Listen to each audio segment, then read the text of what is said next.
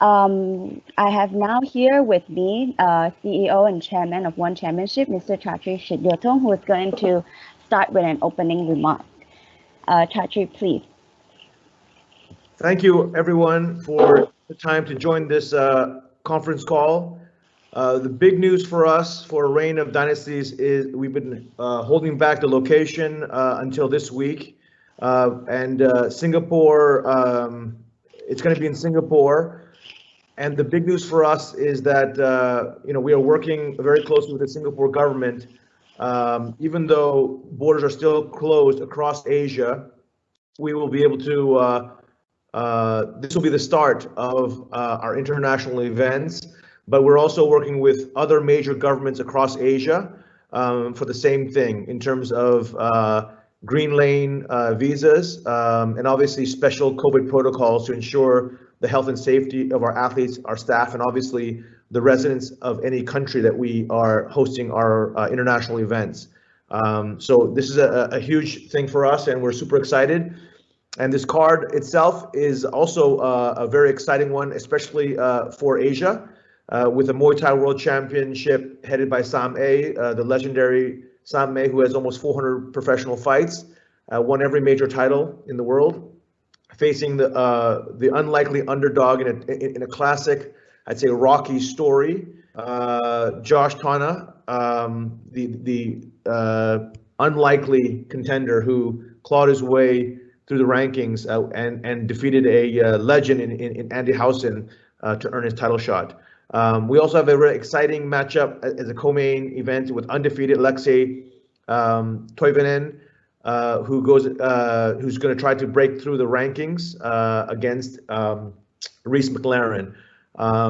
And the other fights are also super exciting. I believe that most of these fights will not go the distance.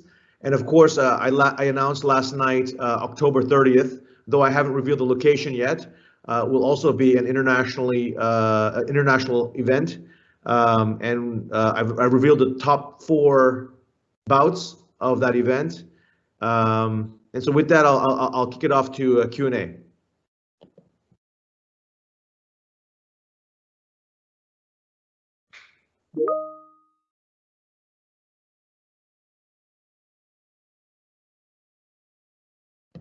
Hey, Tammy, are we fielding questions? I think there's some technical difficulty here. Tammy, Jonathan, are we fielding questions? Ben's queuing them up to see what's in the queue.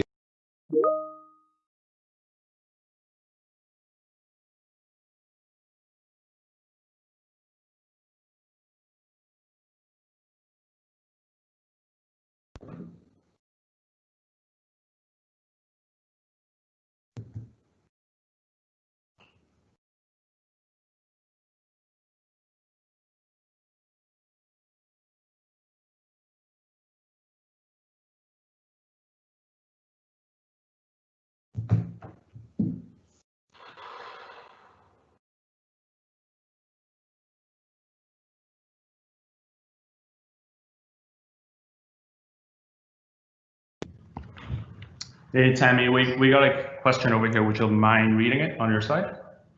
Are you able to see it? Sorry, Chatri, question from Amy Kaplan, fan fighting. What does it mean to you to return to such a long hiatus? How has the COVID-19 pandemic changed how you do this? Sorry, I couldn't hear the question at all. Ben, why don't you read it?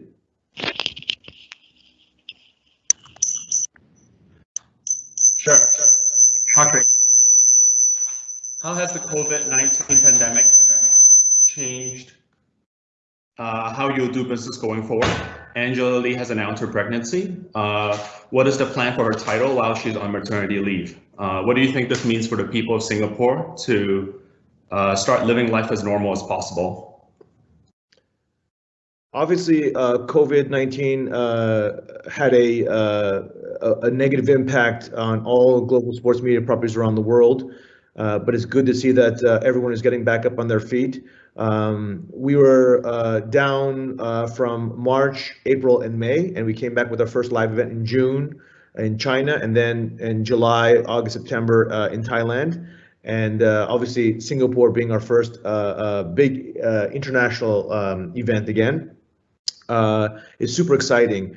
I think COVID has changed the sports industry in many ways. I think the first one is that content has always been king, but now producing content available for digital is paramount. It has always been part of One Championship strategy. But if you think about a large digital presence, a large social media presence, having a big content factory that's able to have tremendous output of number of videos or content stacks, very important. Our esports division actually did online tournaments across Asia during this whole pandemic, and achieved some very meaningful numbers in terms of viewership as well as in terms of revenues. So I think COVID again is a blessing in disguise. It's forced many companies around the world to rethink their priorities and simplify their business models.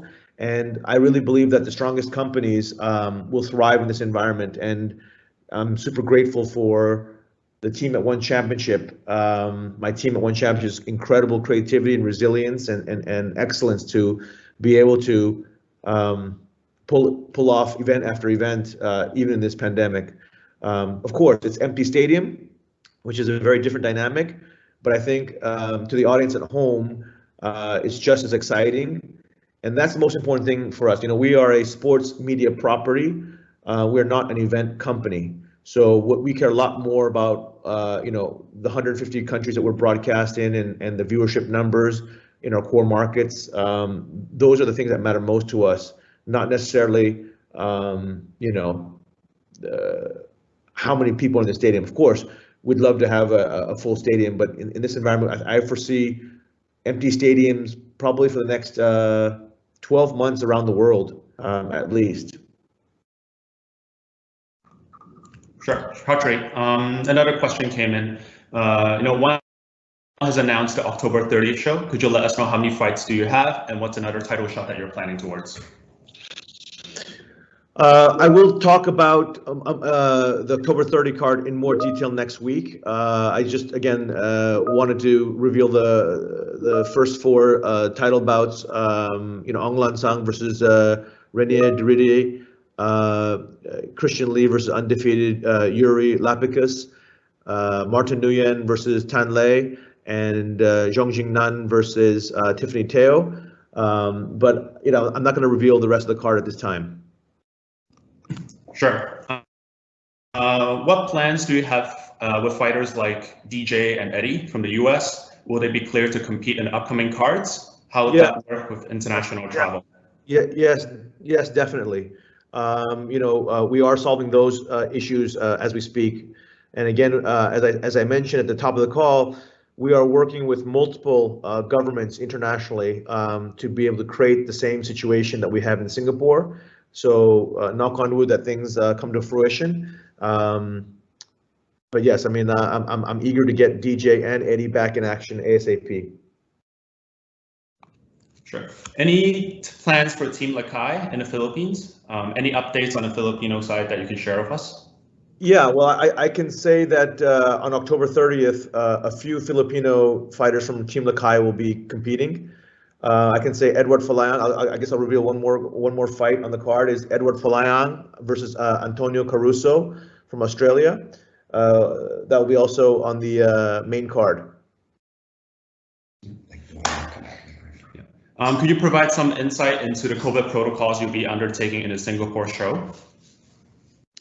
Yeah, I mean, it's a super granular, everything from obviously pre-flight tests before they embark from their destination country, tests when they arrive, tests throughout the week. We've created a bubble with the hotel and transportation from the airport, and we have secured it every floor so that protocols maintained and that athletes remain in their rooms at all times. yeah, I mean, there's very strict protocol we have implemented, and then obviously post-event as well. There'll be more testing done before athletes are sent back home. Sure. Chatri, another question came in regarding the atomweight Grand Prix. You know, could you share or elaborate on any detail, any idea of a start date or what names will be involved? I anticipate the atomweight Grand Prix to start in January, and just in time, the winner of the Grand Prix will then face Angela Lee when she returns. Chatri, another question. It took a while to stage another live event because of the pandemic, and it also took us a while to do another one outside of Thailand. Could you talk us through the process that you and your group went through, and what were the plannings that happened behind the scenes? Sure. So, of course, when the pandemic first hit, and our last event was February 28th, and then Singapore, the country, went into lockdown, full lockdown. People were not allowed to leave their homes for, I believe it was 45 days, around there. And it was obviously a very difficult time for not only Singapore, but for the world. And we really focused on what could we do online, what could we do digitally, and we put a lot of focus on that. So again, like our esports division did online tournaments that hit some very strong viewership numbers and revenue numbers, and obviously coming up with new content stacks that are not tied to our shows. So for example, The Apprentice or content stacks like that will be coming out from One Championship. We've evolved from much more than just a sports media property. We're truly now a media company with a diverse content stack, and I think this is something that COVID has brought out in us. I told my team when we had a company meeting at the very beginning of the pandemic, the keys to success in this environment are twofold. One is creativity, because we're going to be faced with problems we've never seen before, so we have to be even more creative about solutions and products that we launch. And then resilience. We're going to get more rejections and failures and obstacles and setbacks and mistakes than ever before, and having the resilience and the grit to fight through all of that.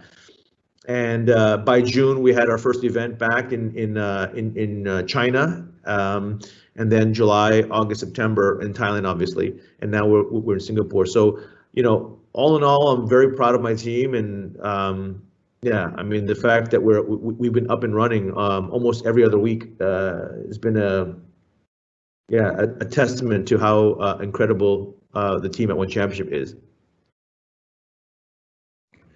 So Chatri, with Singapore up and running and fighters no doubt anxious to get back in action, how many events does One Championship plan to hold before the end of the year?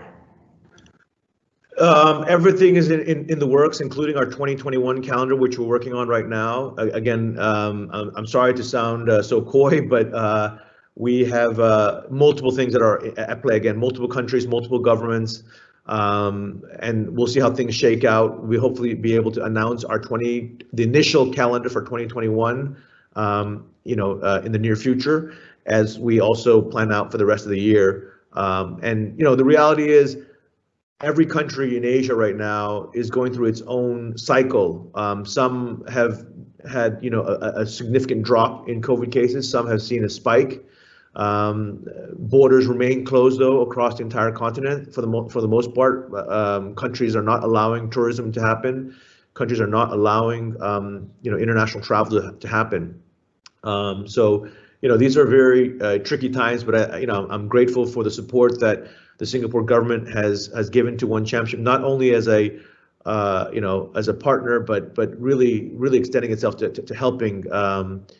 One Championship is the first international event, international production of any kind in Singapore, whether it's sports, music, or entertainment, allowed to have green lane visas with no quarantine to our athletes. There's no 14-day quarantine. They come in. Obviously, the COVID protocol is very stringent, and obviously the bubble between the airport and the transport and the hotel, and having security guards at every floor, having liaison officers with our athletes at all times. These are the precautionary measures we're taking, and even in the stadium, we're going to have specified zones for different departments, because we don't want any more than 50 people gathered at any given point in time in the entire stadium. So we'll have tents set up outside. We have a very strict protocol for who can be cage side. Unfortunately, I will not even be able to be cage side for October 9th or October 30th, because The Apprentice goes into production on October 26th. And so we have actually 3 separate bubbles going on October 9th. Well, I haven't named the location yet for October 30th, but October 26th, I'll be going into production with The Apprentice, and so I will be in a bubble. So Chatri, for the October 9th event, could you speak a little bit about how one is able to become the chosen government partner to pilot the return to live sporting events, and how the partnership has worked out between one and the Singaporean government? Yeah, I mean, I want to give my hats off to Huo Fang, the group president of One Championship, as well as his team. They've done a phenomenal job working with the various agencies and ministers across the Singapore government to rally support for us. And of course, I'm super grateful to the Singapore government for extending its help in every area, and working collaboratively to allow One Championship to lead the way. So in many ways, we are the international pilot test. If we are successful, then we'll have the blueprint for other music and entertainment events to start internationally in terms of international events in Singapore. And everything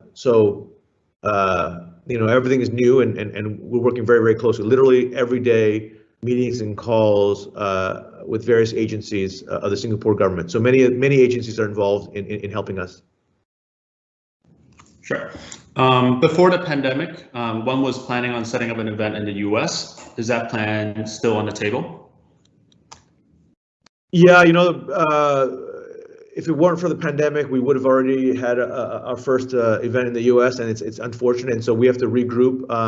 The United States is going through its own strange times with the whole COVID situation, but also the whole political situation and the whole race relations, and so we will take our time. I don't want to commit to a date of when we go to America, when we'll go to the United States, but it's definitely on our plans.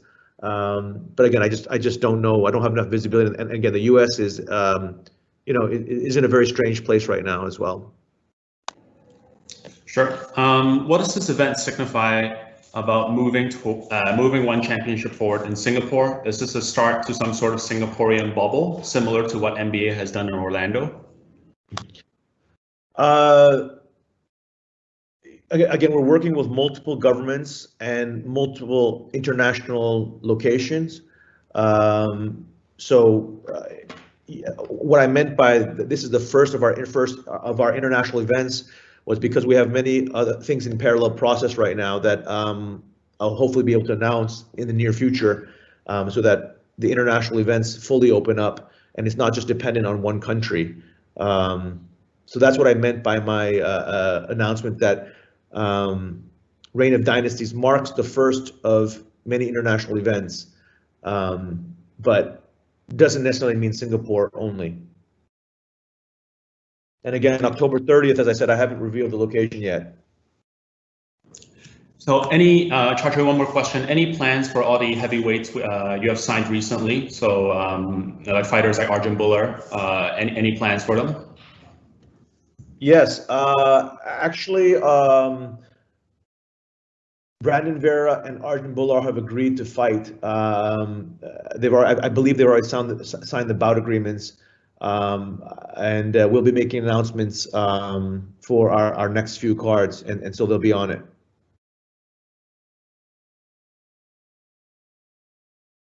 But yes, I mean, we have recently signed a bunch of heavyweights, and I think it's fair to say that our heavyweight division, compared to our other divisions, is not as stacked, and the idea is to really beef up our heavyweight division and our light heavyweight divisions, so that they're on par with the rest of the divisions.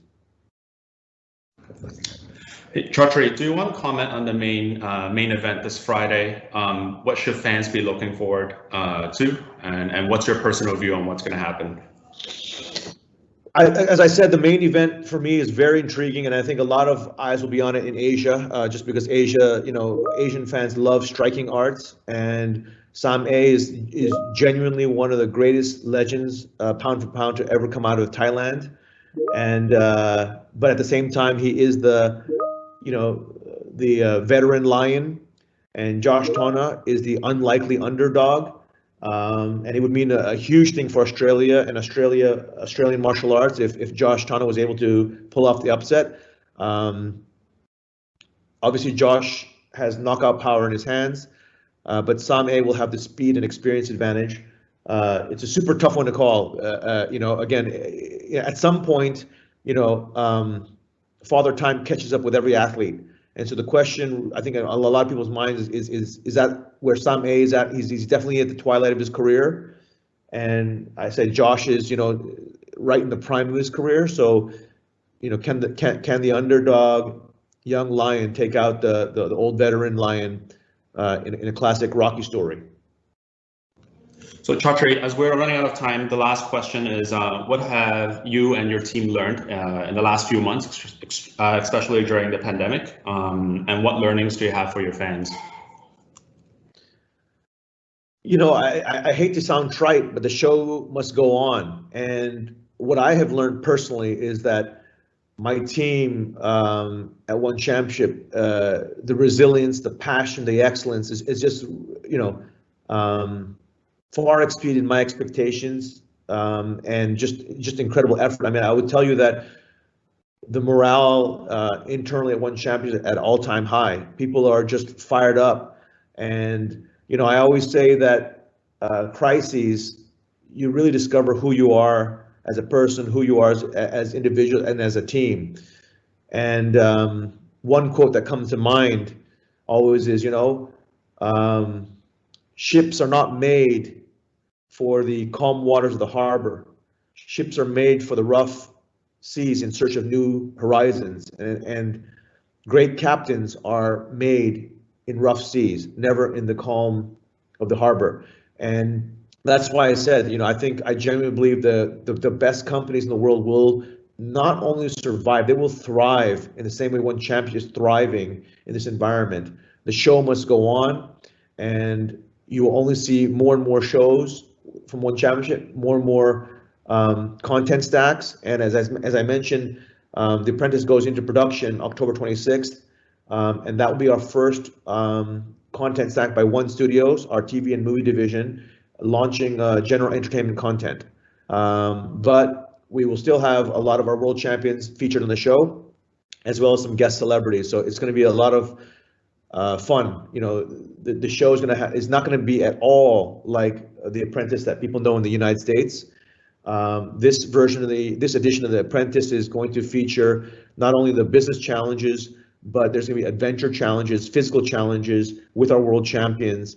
And so literally, I believe this is going to be the world's toughest apprentice, because not only do you have to have razor sharp business acumen to win, but you need to show that you're physically and emotionally fit as well, because of the various tests that we're going to put the contestants through. So the only thing that's similar to the old version of The Apprentice of the United States is the name of The Apprentice and the $250,000 salary that the winner receives to work as my protege.